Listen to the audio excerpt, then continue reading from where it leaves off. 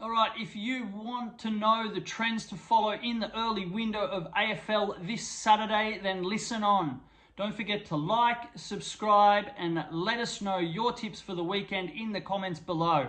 Now let's get into it. You've got the Hawks versus Freo in Tasmania at 1:45. Now, Freo have won 6 of their past 7 games, even knocking off Sydney a couple of weeks ago. Now, they're looking really, really strong, moving the ball forward, much better than what we expected at the start of the year, and have increased their inside 50s by 13% in the last 7 games on the first 9 games of the year.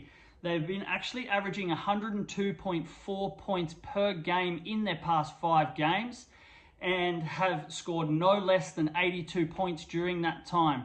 Now, they come up against the Hawks, who they have dominated over the recent years and have scored at least 93 points against the Hawks in their past 5 matches.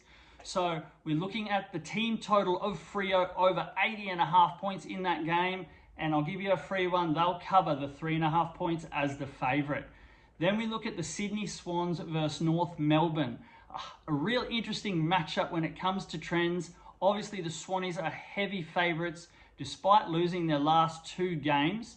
Now, they are 48.5 point favourites, which isn't actually a great number for Sydney. They've faced North Melbourne, say, 6 times in the past, since 2019. But in even their past 7 games, they've only won by a margin of 1-39, despite North Melbourne struggling over the last few years. Now, North Melbourne are actually on the improve. They've won 2 of their past 5 games, and they've just have an average losing margin of 7 points in the other 3 games that they've played.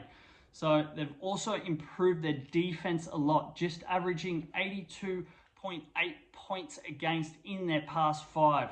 So I'm looking for North Melbourne to cover the line at 48.5 based on those trends. Now, just remember, happy punting, gamble responsibly, and give us a like.